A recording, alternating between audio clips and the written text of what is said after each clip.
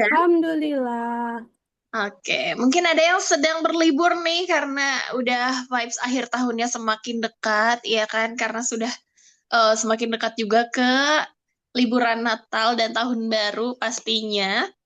Juga mungkin ada yang baru selesai bagi rapot, ambil Haha. rapot gitu ya. Ya, aku juga Mbak tadi Haira baru. mudik kemana? Aku mudik ke Purwakarta, Coach. Jawa Tengah ya?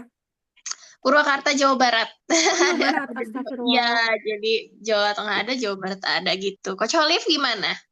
Di sini, paling Oke, tahun jadi depan liburannya. oh iya ya, aku kira ke Bogor lagi, Coach. Napak Ya, tilas lagi. awal tahun kayak. Kalau nggak, Oh, pertengahan. oh iya. Kemanapun liburannya, semoga kita tetap sehat ya, karena ini lagi musim penghujan juga, jadi pilek-pilek dikit nggak ngaruh, akan tetap liburan mungkin ya. Yang penting kita tetap jaga kesehatan gitu dan kebugaran. Boleh loh sambil dilanjutkan aktivitasnya. Terima kasih ya atas semangatnya yang luar biasa. Untuk teman-teman Sulwasu yang mungkin hadir.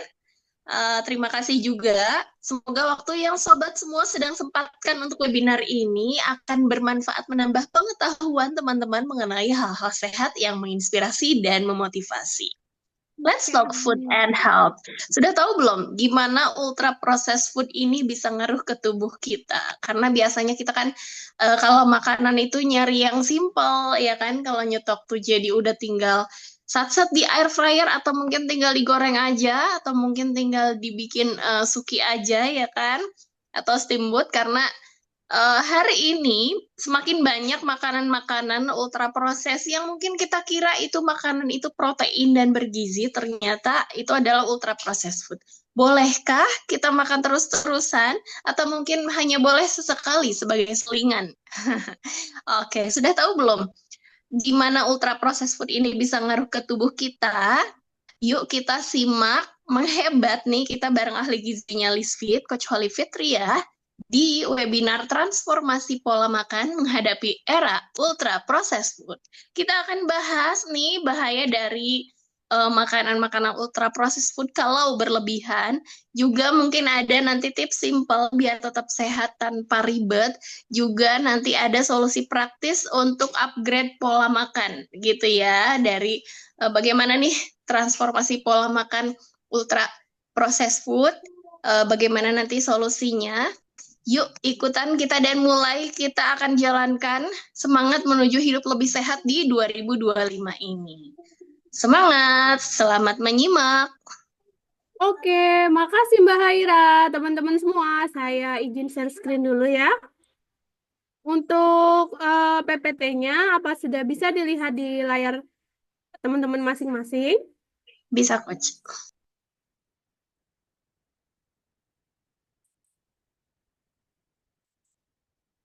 Oke, Assalamualaikum warahmatullahi wabarakatuh. Terima kasih ya teman-teman yang sudah menyempatkan hadir di sesi webinar kali ini ya, karena memang nggak mudah, karena emang sudah libur panjang, lalu juga sudah menghadapi akhir tahun, mau tahun baruan nih. Pasti ini udah pada banyak yang jalan-jalan, lalu bersama keluarga juga. Jadi sebelumnya saya ucapkan terima kasih sudah hadir di sesi webinar kali ini. Buat teman-teman yang belum berkesempatan untuk hadir, nanti bisa melihat lagi rekaman ulangnya yang akan diupload oleh Lisit ya. Pagi ini kita akan diskusi dan juga sharing ya bersama terkait dengan ultra processed food atau makanan-makanan istilahnya kalau teman-teman gampang mengingatnya adalah makanan cepat saji, makanan kemasan dan makanan-makanan instan yang ada di sekitar kita ya. Nah, sebelumnya apa sih yang teman-teman ketahui di sini terkait dengan ultra processed food? Ya, jadi ultra processed food ini jadi merupakan makanan yang sudah melewati serangkaian proses yang sangat kompleks ya. Jadi karena memang dilewati beberapa tahapan-tahapan tertentu, biasanya salah satunya untuk meningkatkan kualitas, cita rasa, dan juga memperpanjang umur simpan makanan. Nah, di pemrosesan itu salah satunya adalah adanya penambahan beberapa BTP atau bahan tambahan pangan. Biasanya apa aja nih? Bisa gula, garam, lemak trans, lalu biasanya juga ada BTP lain, misalnya pewarna, perisa, lalu juga emulsifier, dan yang paling banyak juga pengawet ya, karena kan tujuannya juga biar bisa dikonsumsi dalam jangka waktu yang cukup lama atau rentang waktu tertentu. Apa saja sih contoh-contoh ultra processed food yang ada di sekitar kita? Contohnya mie instan yang teman-teman konsumsi tiap hari. Lalu ada minuman-minuman kemasan atau minuman bersoda yang di dalamnya juga kalau misalnya kita nggak aware, ternyata kandungan gulanya juga cukup tinggi ya. Lalu makanan siap saji, lalu frozen food yang memiliki pengawet, contohnya kayak sosis, nugget, dan lain sebagainya. Nah, itu juga termasuk ke dalam ultra processed food. Di dalamnya tentu ada beberapa tambahan ya, seperti pengawet, lalu pewarna, dan juga perasa sintesis atau buatan.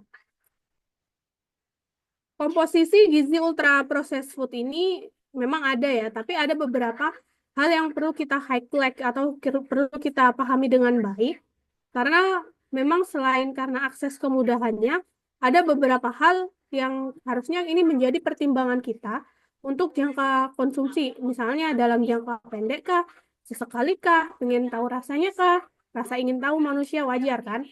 Atau konsumsi jangka panjang ini oke atau tidak untuk kita ambil sebagai keputusan. Yang pertama, UPF ini dia cenderung rendah zat gizi. Misalnya dia itu cenderung rendah akan vitamin, mineral, dan juga serat terutama ya. Selain itu, karena dia di dalamnya ada pengawetan dan peningkatan cita rasa, maka cenderung juga memiliki kandungan GGL atau gula garam dan lemak yang tinggi. Dan yang terakhir ada beberapa tambahan bahan kimia. Contohnya, ada pengawet, pewarna, dan juga perasa. Nah, lalu kita perlu tahu juga nih teman-teman, kenapa tren konsumsi pangan sekarang ini cenderung pengen yang cepat atau lebih banyak mengarah ke pangan-pangan UPF ya. Yang pertama, eh, kita harus tahu karena peningkatan konsumsi ya. Karena makanan UPF ini kan banyak, pilihannya banyak, ada di mana-mana, lalu juga bisa kita beli di sekitar kita, sehingga peningkatannya pun cenderung meningkat setiap tahunnya. Yang kedua, karena adanya faktor ekonomi. Misalnya, mudah untuk dijangkau, lalu disimpan juga mudah, memperolehnya juga nggak susah. Nah, jadi mempengaruhi kenapa UPF ini semakin lama semakin diminati. Dan yang terakhir adalah budaya. Budaya seperti masyarakat saat ini tuh yang cenderung pengennya cepat, mobile, lalu juga tidak banyak waktu untuk mengolah makanan-makanan yang jauh lebih sehat, menyebabkan mereka memiliki waktu yang cukup terbatas untuk memasak, sehingga mereka memilih UPF.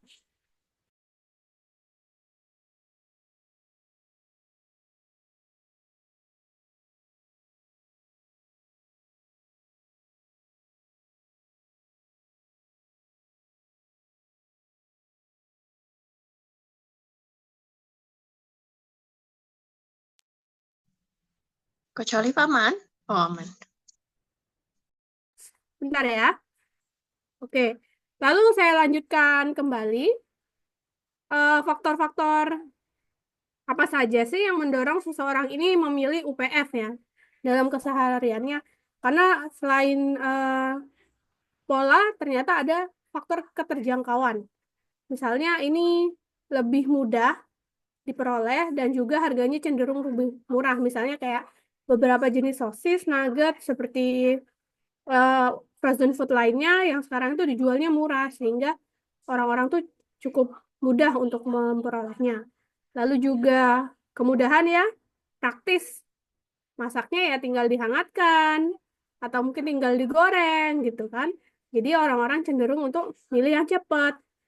Yang ketiga tentu adanya promosi ya. Promosinya biasanya besar-besaran. Ada BA-nya, lalu juga dipromosikan oleh artis yang terkenal, sehingga masyarakat itu memiliki afirmasi untuk mengkonsumsi makanan-makanan UPF.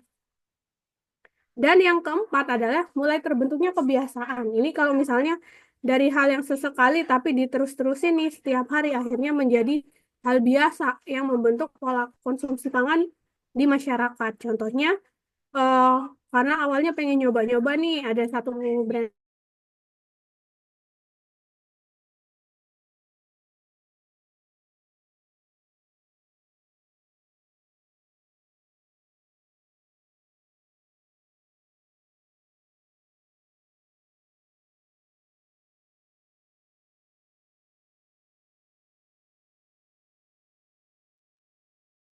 Halo Mbak, tadi saya kelempar. Iya, Coach. Eh, Sinyal iya, ya. iya nih, tapi baik-baik aja kok di sini. Tadi sampai mana ya? Sebentar. Sampai sini ya, Iya, betul. faktor-faktor iya. Jadi masyarakat mulai beralih nih, makannya pilih yang praktis. Nah, ini ada beberapa riset terkait dengan dampak UPF ya terhadap kesehatan yang pertama tentu terjadinya peningkatan berat badan dan juga obesitas karena kita tahu di dalamnya itu tinggi kandungan gula, garam dan juga lemak. Selain itu, dalam jangka panjang juga bisa meningkatkan resiko penyakit kronis di kemudian hari. Contohnya apa saja? Contohnya bisa diabetes, karena gula tadi ya, penyakit jantung, lemak, dan juga kanker, karena adanya banyak beberapa jenis BTP.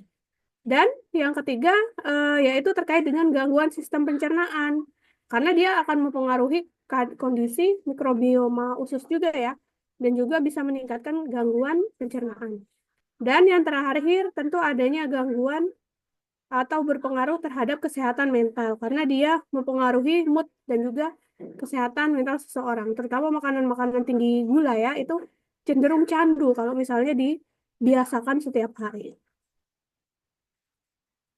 Peningkatan risiko obesitas dan juga penyakit kronis, misalnya meningkat 20% kalau kita terbiasa makan UPF. Yang kedua, untuk diabetes itu, terutama diabetes mellitus tipe 2 atau yang disebabkan oleh faktor konsumsi pangan dan kurangnya aktivitas fisik bisa meningkat sebanyak 12%. Dan yang terakhir terkait dengan penyakit jantung, ini dia bisa meningkat hingga 9%. Lalu apa saja dampak UPF terhadap pencernaan kita? Yang pertama, terkait dengan mikrobioma usus, UPF ini dia bisa mengganggu keseimbangan mikrobioma usus. Karena di usus itu sebenarnya kita perlu makanan-makanan tinggi serat ya. Jadi untuk mengatur prebiotik dan probiotiknya agar seimbang. Jadi kita nggak gampang sakit, misalnya mulai dari gangguan pencernaan sampai yang paling parah itu biasanya kanker kolon. Nah, itu harus diseimbangkan dengan makanan-makanan tinggi serat. Nah, di mana dapatnya? Ya tentu kita harus makan buah dan sayur dong.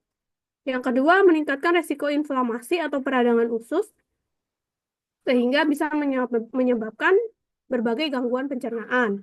Dan kalau kita belajar dari sisi penyerapan zat gizinya, makanan-makanan yang tinggi GGL atau UPF ini dia bisa mengganggu penyerapan zat gizi lain yang lebih penting, misalnya beberapa jenis vitamin dan mineral tertentu. Lalu kita perlu tahu juga nih, kenapa sih transformasi pola makan yang sekarang serba instan, cepat, mudah, enak ya, atau UPF ini harus kembali ke makanan yang sehat, ke real food atau whole food. Yang pertama tentu kita pengen kan untuk meningkatkan kesehatan kita. Contohnya kita jadi makan makanan yang jauh lebih sehat, minim BTP, dan juga terbiasa tentunya. Lalu yang kedua, ternyata memiliki dampak terhadap lingkungan ya, karena produksi UPF ini dia punya dampak negatif terhadap lingkungan, misalnya adalah polusi dan deforestasi. Yang ketiga tentu peningkatan kualitas hidup, karena makanan-makanan yang sehat dia akan meningkatkan beberapa hal yang baik untuk tubuh kita, mulai dari suasana hati, mood, konsentrasi, dan juga kualitas hidup secara keseluruhan dalam jangka waktu yang panjang. Selanjutnya, bagaimana sih cara kita memulai untuk transformasi pola makan yang lebih sehat? Tentu harus dibangun kesadaran dulu ya. Karena kalau kita sudah memiliki kesadaran yang baik dan pengetahuan yang baik tentang UPF, maka kita akan kembali untuk makan makanan yang sehat. Yang kedua, kita cari jalan yang mudah atau mempermudah akses.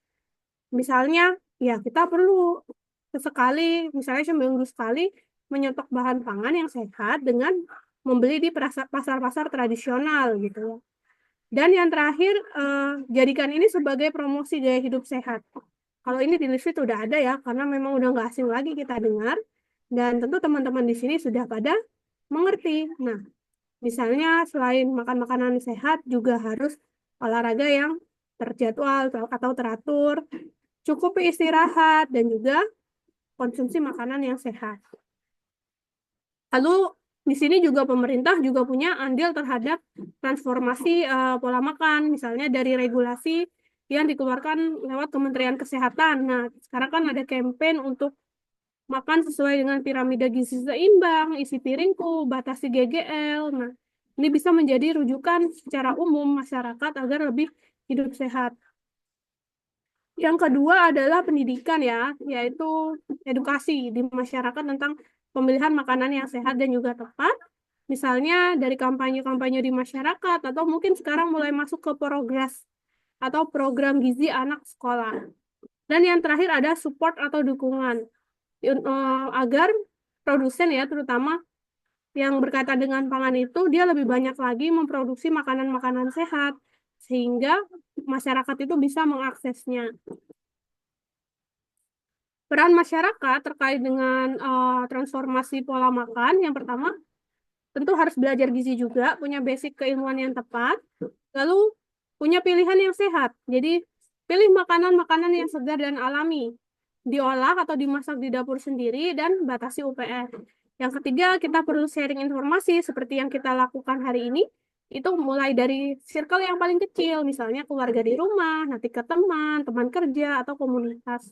Dan yang terakhir adalah mendukung kebijakan, misalnya mendukung kebijakan dari Kemenkes untuk mengkonsumsi makanan yang bergizi seimbang sesuai dengan panduan isi piringku. Selanjutnya, bagaimana sih cara yang bisa kita lakukan untuk mengurangi UPF? Kalau misalnya kita udah kebiasaan nyetok-nyetok kayak nugget, sosis, mie instan, dan lain sebagainya di rumah, tentu ada beberapa hal yang bisa kita lakukan. Yang pertama, baca dulu label kemasan pangan. Kita perhatikan komposisinya apa aja yang ada di dalamnya. Lalu pilih makanan-makanan yang segar atau whole food yang minim sekali pemrosesan dan juga pengawetan. Lalu bangun lebih pagi ya, sisakan waktu untuk mengolah makanan sendiri di rumah sehingga itu makanannya juga lebih sehat dan konsumsi seimbang. Konsumsi seimbang tentu teman-teman sudah tahu ya, berapa proporsi serat dari buah dan sayur, karbonya seberapa banyak, proteinnya seberapa banyak. Nah, saya rasa ini sudah sering diulang-ulang di Liswit, sehingga teman-teman cukup menjalani dan menerapkannya setiap hari. Selanjutnya kita akan memahami ya terkait dengan whole food atau makanan utuh. Apa sih sebenarnya yang teman-teman ketahui tentang whole food?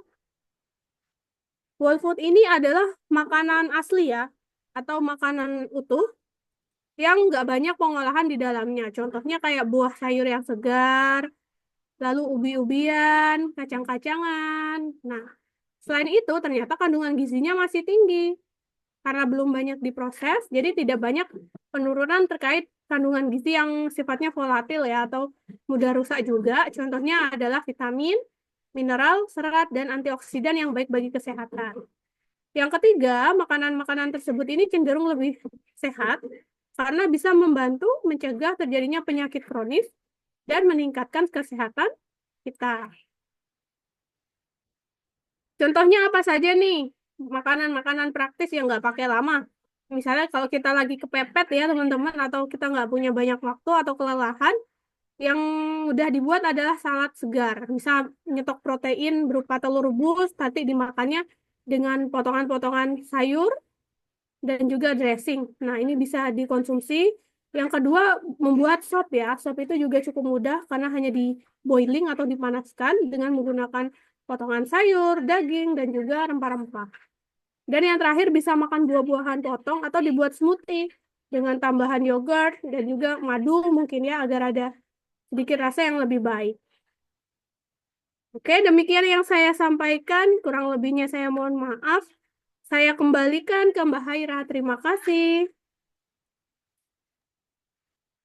Oke, terima kasih Coach Olive. Luar biasa loh penjelasannya. Jadi membuka mata kita tentang ultra processed food dengan segala manfaat juga resikonya gitu ya. Manfaatnya mungkin lebih ke praktisnya gitu. Tapi untuk dampaknya mungkin tidak akan kita rasakan sekarang, tapi kurang tahu ya kita di masa depan nanti gimana. Cuma kita tetap perlu adaptasi ke perubahan-perubahan tren sekarang menjadi ultra processed food. Bagaimana tadi sudah dijelaskan Coach Olive.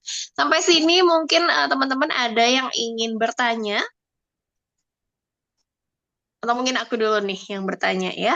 Oke, Mbak Haira. Coach kan kita ini ya, eh, iya, kitanya kan sendiri sudah mencari ilmu tentang itu kan. Tadi dijelaskan kalau misalnya dari rumah, iya kan, dari rumah harus masak gitu. Terus ibunya juga mungkin harus mengerti gizi sebagai manajer dapur gitu. Tapi begini nih, kadang tantangan suka datang dari anak sendiri. Anak itu mungkin karena dulunya pas orang tuanya belum tahu jadinya dan sudah terpapar dari lingkungan juga terkait ultra processed food ini jadinya agak susah nih untuk hijrah ke makanan yang real food dominan juga. Ini Hmm. gimana nih? Kalau kalau caraku real foodnya itu agak ditambahin banyak micin gimana nih coach supaya mungkin rasanya lebih mirip sama ultra processed food mendekati gitu atau dari segi bentuk juga bisa diusahakan supaya mirip atau dari rasa atau gimana nih coach solusinya supaya anak pelan-pelan bisa pindah juga. Oke, jadi kalau sudah terbiasa, tentu kan transformasinya harus pelan-pelan ya. Nggak apa-apa Mbak Hira, nggak 100% langsung Betul. kembali ke real food atau whole foodnya ya, tapi bertahap. Misalnya kebiasaan suka makan pakai nugget, nanti nuggetnya dikurangin. Atau kalau mamanya nih, ternyata full effort ya, buat nugget sendiri. Nah, itu jauh lebih sehat buat rolade, lalu dimsum yang jauh lebih oke. Boleh ditambahkan seperti monosodium glutamat, kan sebenarnya monosodium glutamat atau MSG ini juga termasuknya kan BTP, terbuatnya dari bahan tetes tebu ya, yang difermentasi. Sama seperti gula, garam, dan lemak, dia juga punya batasan, yaitu 0,1% per kilogram, 0,1% per kilogram berat badan. Jadi memang nggak banyak-banyak banget juga gitu. Sebenarnya kalau kita makan udah kerasa umami itu udah cukup. Itu nggak apa-apa ditambahkan aja. Atau kalau mau yang alami bisa pakai tomat, perbanyak rempah-rempah alami, bumbu. Nah, itu juga akan memberikan cita rasa yang menarik untuk anak-anak makan. Oke, jadi jangan bosan untuk selalu memberikan contoh dan selalu berinovasi mungkin ya di dapur. Semangat masak gitu ya. Iya, bener. Bukan untuk diri sendiri juga pastinya untuk keluarga gitu. Semoga ini juga mewakili pertanyaan dari teman-teman ya untuk membiasakan biar kita nggak sendirian aja gitu sehatnya di rumah, tapi juga ajak anggota keluarganya. Mungkin teman-teman lain ada yang ingin bertanya atau mungkin sharing soal kebiasaan ultra processed food ini karena sudah dianggap normal ya coach ultra processed food ini. Di bekal Hmm. anak-anak pun juga pastinya banyak ya UPF-nya daripada real food-nya gitu. Jadi kita pelan-pelan ya. Apakah ada yang bertanya? Untuk protein nih coach, kalau misalnya Hmm. di ultra processed food sendiri itu proteinnya mungkin sudah banyak berubah ya coach ya. Pengaruh nggak itu ke kualitas Oh, proteinnya sendiri? sebenarnya UPF ini dia lebih ke peningkatan cita rasa sama pengawetan ya Mbak ya. Jadi Hmm, kalau misalnya kita bandingkan nih ya, coba deh Mbak Haira, kalau misalnya nih yang frozen food aja deh, beli nugget nih. Emang kerasa ayamnya, tapi ketika kita baca komposisinya ternyata ayamnya ya 40%, 50% itu pun udah yang paling banyak. Sisanya betul, betul. BTP. Nah, kalau mau cari yang 100% ya tentu kita bikin sendiri. Dengan catatan ya mungkin untuk serasa ke arah sana ya kurang gitu Mbak Haira ya. Dari segi palatabilitas atau penerimaannya juga nggak seenak dengan yang kita beli secara instan gitu.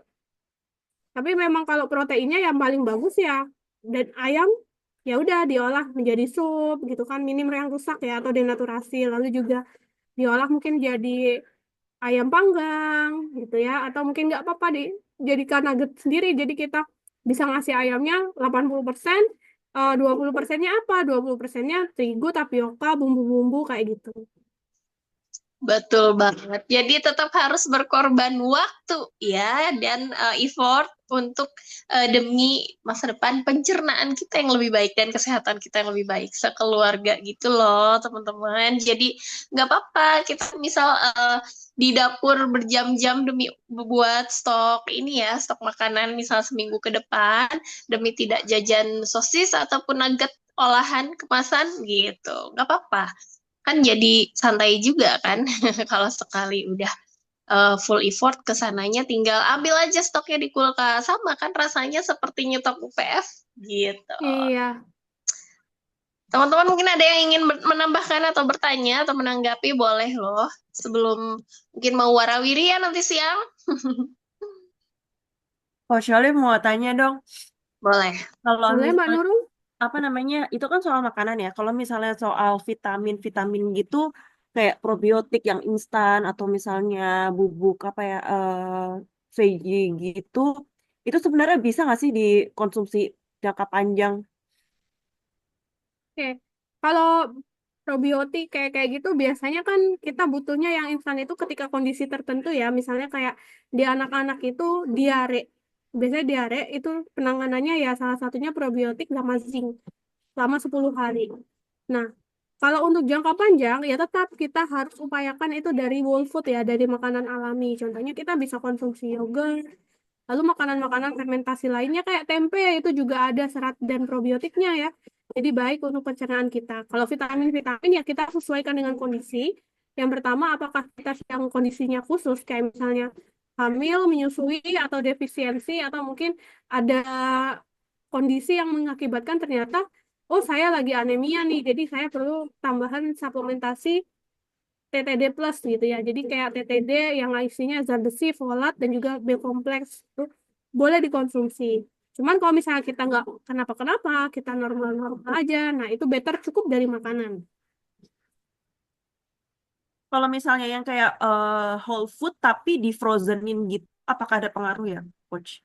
Whole food, oh seperti sayuran-sayuran yang Iya, ya, dibekukan. frozen Nah, vegetables atau enggak kayak misalnya bikin oke. nasi ayam tapi di frozenin dulu segala macam. Ada Mbak, tapi nggak signifikan ya. Jadi kayak misalnya ketika kita mau nyimpan atau nyetok sayur, kadang kan kita blanching, lalu langsung kita bekukan kan. Proses blanching ini tentu ada penurunan, tapi ya nggak akan banyak gitu ya. Salah satunya mungkin Mbaknya pengen nyetok dalam jangka waktu yang lama biar gak cepet busuk juga kan itu metode salah satu metode biasanya juga di catering sehat juga ada seperti itu. Jadi nggak apa-apa it's okay atau mungkin setelah melakukan ungkep ayam gitu ya atau marinasi-marinasi daging ikan nah itu langsung dibekukan asal dengan catatan suhunya tepat dan tidak ada cross contamination atau kontaminasi silang antar bahan pangan. Jadi jangan sampai nanti si sayur ini ternyata satu batch atau satu tempat penyimpanan dengan daging atau dengan ikan. Nah, itu tentu juga nggak baik. Asalkan suhunya tepat, misalnya kayak daging-daging itu nanti akan disimpan dengan daging-daging juga, lalu dimasukkan ke dalam box tin wall atau apa yang dia juga tertutup rapat, itu nggak apa-apa. Itu juga jauh lebih sehat dibandingkan kita membeli makanan-makanan instan. Terus satu lagi Coach, Jadi, kan ya, sempat dengar kalau misalnya UPF itu kan sebenarnya nggak masalah kalau misalnya gizinya seimbang. Maksudnya ketika makan harus ada sayur, harus ada protein itu segala macam. Cuma kalau misalnya makannya dengan pola seperti itu tapi setiap hari itu sebenarnya bener juga nggak sih Coach? Maksudnya kayak ya udah makan nugget tiap hari yang penting ada sayur, ada iya diimbangin sama sayur-sayurnya gitu. Oke, jadi UPF ini nggak kenapa-kenapa sebenarnya Mbak. Kalau misalnya kita konsumsinya sesekali gitu ya. Tapi kalau misalnya kita emang udah suka, nah akan lebih baik kalau misalnya kita bikin sendiri. Misalnya kebiasaan sarapan instan ya, dengan nugget gitu, dengan sayuran, lalu tetap makan serat, ada protein, ada karbonya. Kalau setiap hari sih saya sarankan tidak ya, apalagi nugget-nugget kemasan sekarang. Pertama, protein atau daging ayamnya itu kurang, karena dia kan ada tambahan ya, mengejarnya di cita rasa sama daya terima. Nah, lalu yang kedua adanya pengawet, perisa, perasa. Nah, itu masa kita ingin menabung hal-hal yang seperti itu gitu kan itu juga kurang baik juga untuk kesehatan kita. Jadi akan lebih baik ya kalau misalnya mau kita perlu menyediakan lebih waktu dan juga sedikit keinginan ya atau lebih tepatnya kemauan untuk membuat sendiri lalu kita frozen sendiri. Jadi bisa kita kontrol nih. Tentu kalau kita bikin sendiri nggak ada pengawetnya kan, nggak ada pewarnanya gitu. Kalau BTP mungkin kayak gula garam dan sedikit MSG ya ada, tapi kita bisa kontrol gitu. Dan ini jauh lebih baik untuk konsumsi dalam waktu yang beriringan gitu ya, atau misalnya buat sarapan setiap hari gitu sebelum kerja atau sebelum sekolah gitu. Jadi biar nggak menggunakan banyak waktu, jadi kitanya juga nggak keburu-buru. ya selain manajemen penyimpanan, juga manajemen waktu memasak ya. gitu. Jadi bisa dipertimbangkan juga. Jadi sebenarnya repot di awal tapi simpel di akhir, ya kan? Benar. Gitu. Bagaimana Mbak Nurul? Apakah sudah terjawab? Udah, Apakah makasih. jadi semakin termotivasi ya setelah ini? Jadi ingin nyetok ini lagi. Soalnya coach, kita diajarinnya nggak apa-apa makan UPF asal temennya sayur gitu. Asal masih bareng gizi lengkap gitu. Dan jadinya kita nggak berasa itu jadi terjadi setiap hari gitu tanpa kita sadari. Begitu coach. Ya mudah-mudahan setelah ini jadi kita semangat mengurangi ya dan menambah real food-nya. Gitu teman-teman. Mungkin ada yang ingin bertanya lagi sebelum kita tutup atau simpulkan? Sebelum teman-teman berangkat liburan nih mungkin ya setelah ini. Kalau tidak ada, aku mau baca sedikit kesimpulan boleh ya teman-teman sebelum kita tutup. Jadi tadi seperti yang Coach Olive jelaskan, aku langsung ke strategi mengurangi konsumsi ultra processed food aja ya. Jadi kita harus belajar membaca label makanan. Tentunya teman-teman pasti sudah terlatih dong di Listfit ya untuk membaca label makanan atau nutrition fact. Lalu berusahalah untuk memilih makanan segar. Jadi utamakan dulu makanan segar. Kemudian berusaha untuk masak sendiri. Pastinya seperti tadi yang disebutkan kita repot di awal tapi simple dan akan merasakan manfaatnya juga yang lebih besar kalau masak sendiri. Karena semua pasti terperhatikan komposisinya, isinya gitu kan. Lalu selanjutnya adalah konsumsi yang seimbang. Boleh loh UPF sesekali gitu, tapi yang nggak tiap hari juga dan tentunya dilengkapi dengan gizi yang lainnya gitu seperti karena protein dari UPF tuh kurang ya, jadi tetap aja dalam satu piring walaupun ada UPF-nya, tetap kita harus tambahin protein dari yang real food-nya gitu. Lalu sayurnya juga jangan lupa. Karena UPF ini mengandung terlalu banyak lemak dan karbohidrat ya, coach dominannya. Jadinya kita harus seimbangkan di serat dan proteinnya. Begitu teman-teman, semoga bisa diterima dengan baik dan mohon maaf apabila ada salah-salah penyampaian dari aku dan Coach Olive juga Lisfit. Selamat berlibur, selamat akhir tahun, juga selamat tahun baru. Mungkin nanti kita akan ketemu lagi di tahun baru. Terima kasih teman-teman yang sudah menyempatkan hadir. Yuk kita foto dulu. Oke, makasih Mbak Haira, makasih Coach Holly, makasih teman-teman semua yang udah menyempatkan waktunya di sela-sela weekend ini ya. Kita lanjut sesi foto aja yuk, yang mau on cam boleh. Aku izin off cam ya, soalnya belum mandi. Boleh, boleh. Padahal nggak mandi juga nggak apa-apa tahu. Tidak ada yang mau on cam kah? Kak Nurul, Kak Siti, ayo Kak Siti. Nggak Yuk, pakai jilbab. yuk. Lagi nggak pakai jilbab. Oh iya, iya nggak apa-apa Uni. Mama belum mandi teh. Sama ya kita ya, Libur makin enak mandi ya. nih. Mandinya siang. Oke.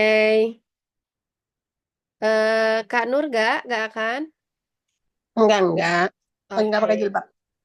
1, 2, 3. Sekali lagi boleh? Gaya bebas. 1, 2, 3. Oke. Terima kasih Ini semua. teman-teman semua. Makasih ya semua. Happy weekend. Makasih. Assalamualaikum Makasih, warahmatullahi Coach. wabarakatuh. Dah, Teh.